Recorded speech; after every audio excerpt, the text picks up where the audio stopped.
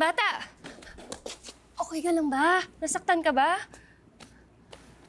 Gamutin natin yung sugat mo. Yoko, gusto ko si Mama. Nasaan ba yung mama mo? Nandito ba siya? Di na siya bumalik. Niwan niya na ako. Di niya siguro ako mahal.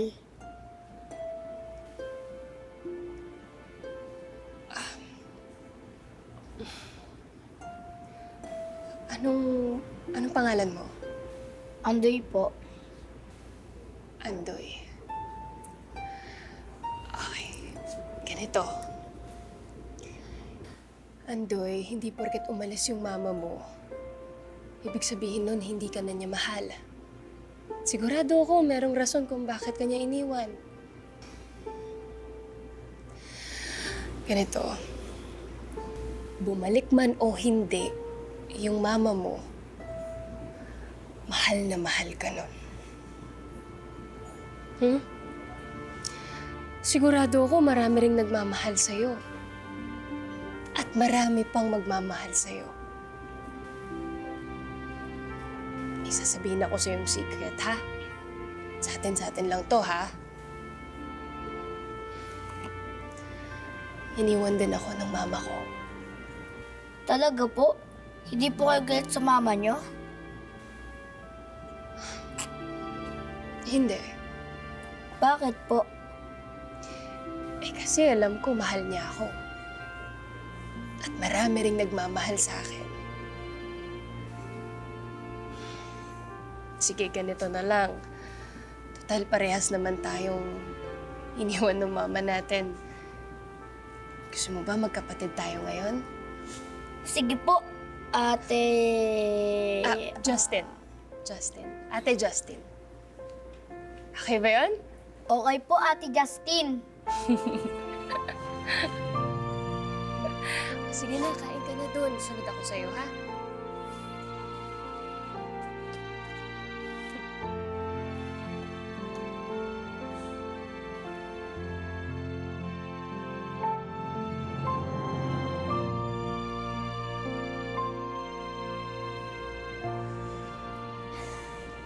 Ganda naman ang mga sinabi mo dun sa bata. Wala yun. Sinabi ko lang sa kanya yun para hindi na siya umiyak o malungkot. So, hindi ka naniniwala sa mga sinabi mo? Hindi. If a mother truly loves her child, she will never leave them. Because it will damage that kid beyond repair. Mas okay na yun na paniwalain natin sila sa magandang kasinungalingan. Kasi eventually, malalaman din naman nila yung totoo pag tumanda na sila.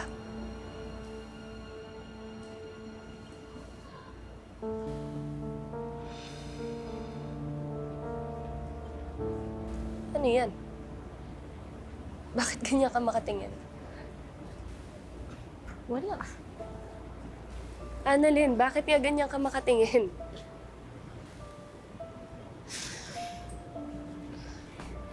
Pakiramdam ko kasi nasasabi mo lang yan dahil hurting ka. Ang swerte mo nga eh. Kasi ikaw, binalikan ka ng nanay mo. At sigurado akong mahal na mahal ka niya.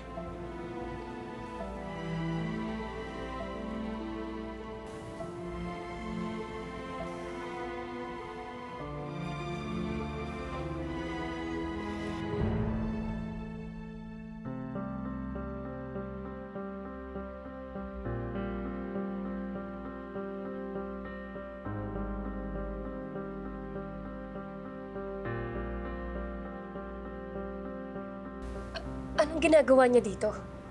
Sinabi mo ba sa kanya na nandito ako? Justin, sa akin ka magalit. Hindi.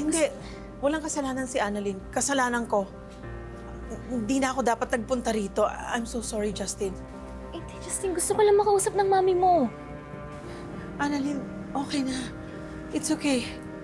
I'm sorry. I'm sorry, Justin. Aalis na ako. Wait. Sorry. Wait!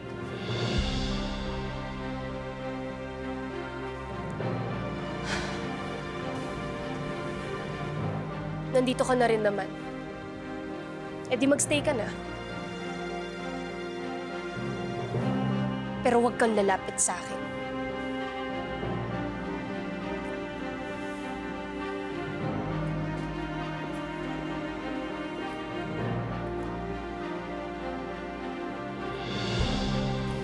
Giselle, ka lang po. Hindi niya ako pinaalis, Annalyn. Salamat. Thank you.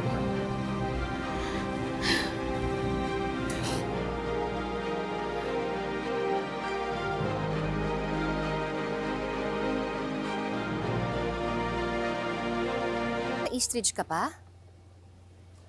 Sana naman makapunta ka dito. O sige, mag-ingat ka. Bye.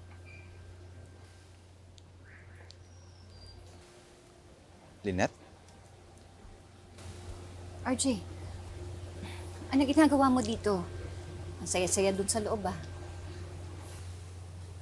Naalala ko lang si Papa. Sayang. Hindi man lang na nakita na bonding si Justin at saka si Annalyn. RJ, nandyan pa si Sir Pepe. Gagaling siya. Yan din ang sinasabi ko kay ate. Pero, paano kung hindi? Ang pamilya ninyo, palaban. O, tignan mo nga nangyari sa'yo, hindi ba? Grabe yung nangyari sa'yo, pero gumaling ka. Oo, gumaling. Pero, wala naman ako maalala. Paano kung ganon din ang mangyari kay Papa? Paano kung worse? Pwede.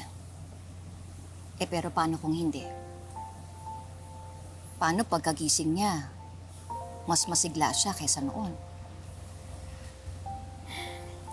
Alam mo, RJ, sa mga pinagdadaanan ko ngayon, alam ko na mas madaling magpadala sa takot, sa mga negative na bagay.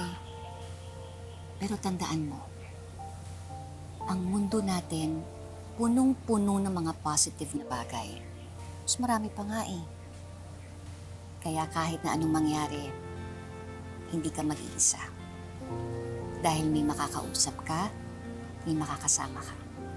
Nandyan ang pamilya mo. Salamat, Lynette.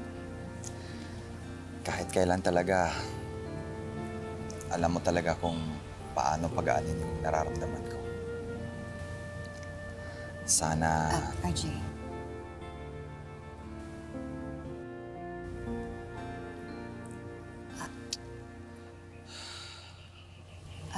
Sige, papasok na ako sa loob, ah. Of course, I understand. Salamat ulit.